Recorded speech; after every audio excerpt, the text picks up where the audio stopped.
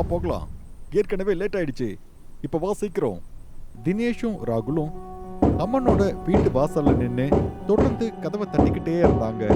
தினேஷ் மறுபடியும் கத்துறதுக்குள்ள அம்மன் கையில ஒரு பேட்டை வச்சுக்கிட்டு அவங்களுக்கு முன்னாடி வந்து நிக்கிறாரு. இன்னைக்கு இடம் எங்க இருக்கு? அம்மன் இப்படி கேட்ட உடனே தினேஷ் சொல்றாரு, எங்களோட வீட்டுக்கு பக்கத்துல ஒரு காலி கிரவுண்ட் இருக்கு, அங்க போனா யாரும் தொல்லை பண்ணவே மாட்டாங்க. தினேஷ் இப்படி சொன்ன உடனே அம்மனும் ராகுலும் ரொம்ப சந்தோஷப்பட்டு புன்சிரிப்பு சிரிக்கிறாங்க. 3 பேரும் அந்த கிரவுண்டை நோக்கி நடந்து போயிட்டு இருக்காங்க. நண்பா, நான் என்ன யோசிக்கிறேன்னா, என் அம்மாவும் அப்பாவும் ஆபீஸ்க்கு போயிடுவாங்க, நாம இந்த சம்மர் ஹாலிடே முழுவதும் இப்படியே விளையாடலாம். ராகுல் தன்னோட பாக்கெட்ல இருந்து ஒரு பந்தை எடுத்து அதை தூக்கி போட்டு பிடிச்சிக்கிட்டே இப்படி சொல்லிட்டு வந்துட்டு இருக்காரு. அப்ப அம்மன் திடீர்னு நின்னுடுறாரு. தினேஷ், நீ என்ன எங்க கூட்டிட்டு போற? அங்க போக கூடாதுன்னு எங்க அம்மா சொல்லியிருக்காங்க, அது ஒரு சுடுகாடு, அந்த இடத்துல பேய் பூதம்லாம் வரும்னு எங்க அம்மா சொல்லியிருக்காங்க. நண்பர்களை சொல்றத கேளுங்க, நம்ம இங்கிருந்து இப்பவே போயிடலாம், நம்ம வேற இடத்துல போய் விளையாடலாம். அம்மன் இப்படி சொன்னதை கேட்டு தினேஷும் ராகுலும் யோசிக்க ஆரம்பிக்கிறாங்க. அப்ப ராகுல் சொல்றாரு, அட தினேஷ், சாயங்காலம் ஆக போகுது, நம்ம 1/2 மணி நேரம் விளையாடுவோம், அப்புறம் போயிடுவோம். நம்ம 3 பேர் தான் இருக்கோம், ஒருத்தர் பேட்டிங்கு, இன்னொருத்தர் ஃபீல்டிங்கு, இன்னொருத்தர் பவுலிங்கு. ஏன் இவ்வளோ யோசிக்கிற? நம்ம சுடுகாட்டுக்குள்ள விளையாட போறதில்ல, அதுக்கு பக்கத்துல தான் விளையாட போறோம். ராகுல் அப்படி சொல்லிட்டு அந்த சுடுகாட்டை நோக்கி நடந்து போறாரு. அவருக்கு பின்னாடி தினேஷும் போறாரு. ஆனா அம்மன் மட்டும் அதே இடத்துல நின்னுகிட்டு இருக்காரு. தான் ஃப்ரெண்ட் 2 பேர் போறதை பார்த்து அவர் கொஞ்ச நேரம் யோசிச்சுட்டு அவரும் அவங்க பின்னாடி நடந்து போறாரு. 3 பேரும் சுடுகாட்டுக்கு பக்கத்துல இருக்கிற ஒரு கிரவுண்டுக்கு போயிடுறாங்க. அப்புறம் அவங்க 3 பேரும் விளையாடவும் ஆரம்பிக்கிறாங்க. அம்மன் பேட்டிங் பண்றாரு, ராகுல் பவுலிங் போடுறாரு. அப்புறம் தினேஷ் அந்த கிரவுண்ட்ல நின்னுக்கிட்டு ஃபீல்டிங் பண்ண தயாரா இருக்காரு. ராகுல் பந்து போடுறாரு. அம்மன் அந்த பந்தை வேகமா இழுத்து அடிச்சிடுறாரு. அந்த பந்து கிரவுண்டை தாண்டி போய் பக்கத்துல இருக்கிற சுடுகாட்டுல விழுந்துருது. அம்மன், நீ என்ன பண்ணி வச்சிருக்க? பந்து உள்ள போயிடுச்சு, யார் எடுத்துட்டு வருவா? அதை யார் அடிச்சாங்களோ அவங்க தான் எடுத்துட்டு வரணும். அப்படியா? அப்ப ஃபீல்டருக்கு என்ன வேலை? பால நீ தானே போய் எடுத்துட்டு வரணும். நீ கிரவுண்டுக்குள்ள தானே அடிக்கணும், ஏன் கிரவுண்டை தாண்டி அடிச்ச? 3 பேரும் தொடர்ந்து வாக்குவாதம் பண்ணிட்டு இருந்தாங்க. சுடுகாட்டுல விழுந்த அந்த பந்தை யார் எடுத்துட்டு வருது அப்படின்னு. திடீர்னு அந்த பந்து சுடுகாட்டுல இருந்து திரும்ப வந்து கிரவுண்ட்ல விழுது. பந்து திரும்ப வந்து விழுந்ததை பார்த்து 3 பேரும் ஷாக் ஆயிடுறாங்க. அப்ப அம்மன் சொல்றாரு, உள்ள யாரோ ஒருத்தங்க இருக்காங்கன்னு நினைக்கிறேன். இப்படி சொல்லிட்டு அம்மன் மறுபடியும் அந்த பந்தை தூக்கி சுடுகாட்டுக்குள்ள வீசுறாரு. அந்த பந்து மறுபடியும் கிரவுண்டுக்குள்ள வந்து விழுது. அந்த பந்து திரும்ப வந்து விழுது அப்படின்னா அந்த சுடுகாட்டுக்குள்ள யாரோ ஒருத்தங்க இருப்பாங்கன்னு இவங்க 3 பேரும் நம்புறாங்க. உள்ள யாரு? இப்படி சத்தமா தினேஷ் கத்துறாரு. ஆனா சுவரோட அந்த பக்கத்துல இருந்து எந்த ஒரு பதிலும் வரல. அதனால அம்மன் மறுபடியும் அந்த பந்தை எடுத்து அந்த சுடுகாட்டுக்குள்ளேயே வீசுறாரு. அந்த பந்து மறுபடியும் இவங்க கிட்டே வந்து விழுது. இப்ப 3 பேரும் திகைச்சு போய் நின்னுகிட்டு இருக்காங்க. அந்த சுடுகாட்டுக்குள்ள யாரோ ஒருத்தங்க இருப்பாங்கன்னு இவங்க நம்புறாங்க. அவங்க தான் பந்தை திருப்பி கொடுத்துட்டு பேசாம இருக்காங்கன்னு இவங்களுக்கு தோணுது. எங்க கூட கிரிக்கெட் விளையாடுறீங்களா? இப்படி ராகுல் ரொம்ப சத்தமா கத்தி கேட்கிறாரு. ஆனா இந்த முறையும் அவங்க கிட்ட இருந்து எந்த ஒரு பதிலும் வரல. இப்ப 3 பேரும் பொறுமை இழந்துடுறாங்க. உடனே அவங்க அந்த கிரவுண்டோட சுவர் மேல ஏறி அந்த சுடுகாட்டை எட்டி பார்க்க ஆரம்பிக்கிறாங்க. அங்க உள்ள யாருமே இல்ல. அட, எங்க போனீங்க? யாராவது இருக்கீங்களா? பந்து திருப்பி கொடுத்தது யாரு?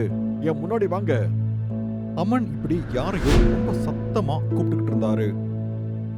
அப்புறம் 3 பேரும் ரொம்ப அமைதியாயிட்டாங்க. அப்புறம் அதே சுவர் மேல நின்னு பாத்துக்கிட்டு இருக்காங்க. அந்த ஒட்டுமொத்த சுடுகாடும் ரொம்ப அமைதியா இருந்தது.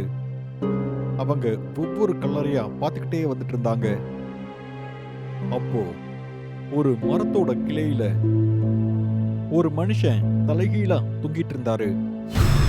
நீங்க தான் பந்து தூக்கி கிரவுண்ட்ல போட்டீங்களா? ஆமா, நான் தான் பந்து தூக்கி போட்டேன். நாங்க இவ்ளோ கத்தி கேட்டதுக்கு அப்புறமும் கூட நீங்க ஏன் பதில் சொல்லவே இல்லை? ஏன்னா நீங்க என்ன வெளியில விளையாட கூப்பிட்டீங்க. இந்த சுடுகாட்டுல இருந்து என்ன வெளியே போக கூடாதுன்னு சொல்லியிருக்காங்க, எனக்கு தடை விதிச்சிருக்காங்க. அதனாலதான் நீங்க கூப்பிடும் போது நான் அமைதியா இருந்தேன். வெளியில ரொம்ப சத்தமா இருக்கு, கடைசியில எல்லாரும் இங்க தானே வரணும், நான் ஏன் இங்க இருந்து வெளியே போகணும்?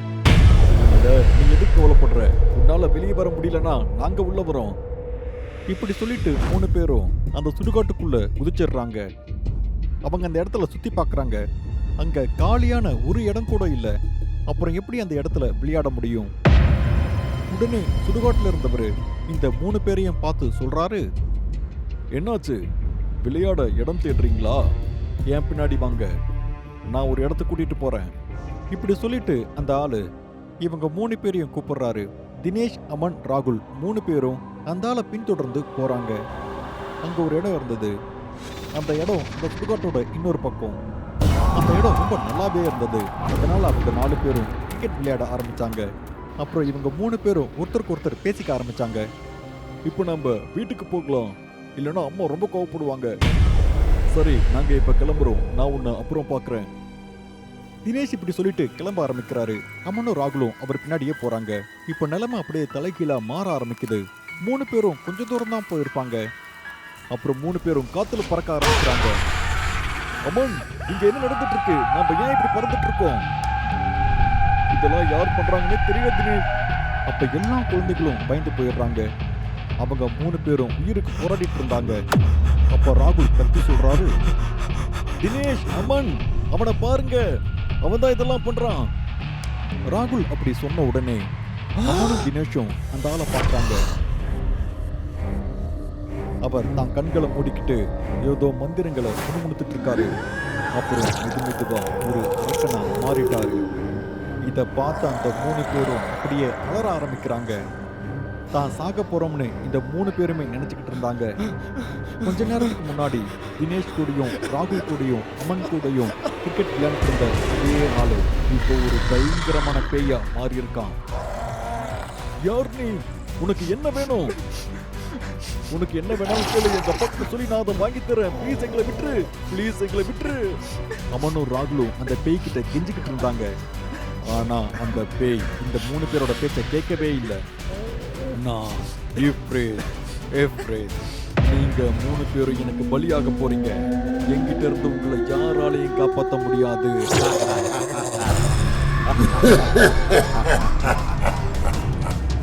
இப்படி சொல்லிட்டு அந்த இஃப்ரித் நேரா தினேஷ் கிட்ட போறான். அங்க போய் தினேஷோட கழுத்தை பிடிச்சு தினேஷோட உடம்புல இருந்த ஒட்டுமொத்த ரத்தத்தையும் உறிஞ்ச ஆரம்பிக்கிறான். தினேஷ் இப்படி துடிதுடிச்சிட்டு இருக்கிறத பார்த்து ராகுலும் அம்மனும் பயத்துல நடுங்கிட்டு இருக்காங்க. அந்த இஃப்ரித் தினேஷை கொஞ்சம் கூட இரக்கமே இல்லாம கொன்னதை பார்த்து அம்மனும் ராகுலும் தான் சாக போறதை நினைச்சு பயந்துட்டு இருந்தாங்க. அந்த இஃப்ரித் தினேஷோட உடம்புல இருந்த ஒட்டுமொத்த ரத்தத்தையும் உறிஞ்சி எடுத்துட்டான்.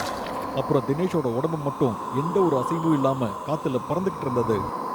இஃப்ரித் தினேஷை கொன்னதுக்கு அப்புறம் அடுத்த பலி ராகுல் தான். தினேஷ்க்கு இஃப்ரித் என்ன பண்ணானோ அதையே தான் அவன் ராகுலுக்கும் பண்ணான்.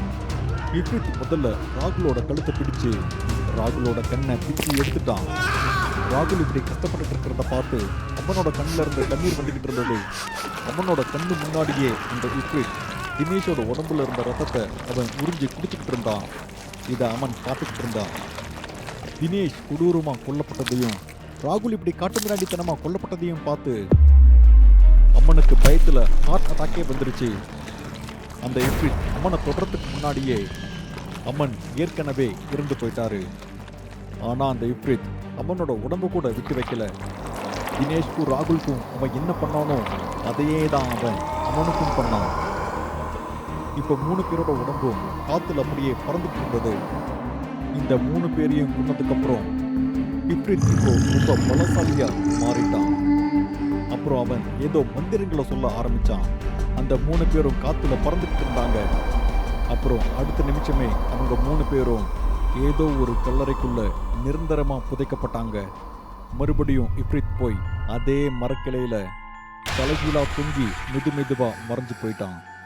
அப்புறம் ஒட்டுமொத்த காலனிலையும் 3 பசங்க காணாம போன செய்தி காட்டுத்தீ மாதிரி பரவுச்சு. இந்த விஷயம் அப்புறம் சிபிஐ கிட்ட போச்சு. ஆனா யாராலையும் அந்த குழந்தைய கண்டுபிடிக்க முடியல.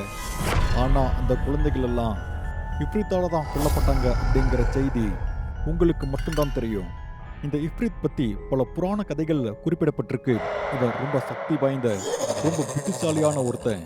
இப்பவும் கூட இவன் நம்ம கூட வாழ்ந்துட்டு இருக்கலாம். இந்த உலகத்துல ஒவ்வொருத்தருக்கும் ஒரு நோக்கம் இருக்கு. எல்லா மனிதர்களும் அந்த நோக்கத்தை நோக்கி போய்கிட்டு இருக்காங்க.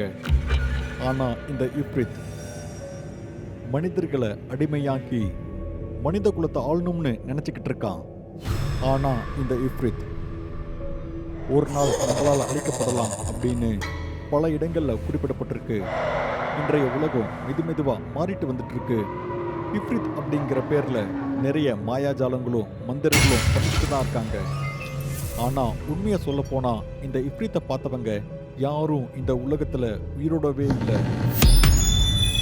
பயங்கரமா இருக்கிற இந்த மாதிரியான கதைகளை பார்க்கறதுக்காக டூடு டிவி ஹாரர் தமிழுக்கு உடனே சப்ஸ்கிரைப் பண்ணுங்க. அப்புறம் உங்களோட கதையும் இந்த உலகத்துல இருக்கிறவங்க பார்க்கணும்னு நீங்க ஆசைப்பட்டீங்கன்னா உடனே டூடு டிவி மெயில் அட்ரஸ்க்கு உங்களோட கதையை அனுப்புங்க. அடுத்த பயங்கரமான கதை உங்களோட தான் இருக்கிறதுக்கும் வாய்ப்பு இருக்கு.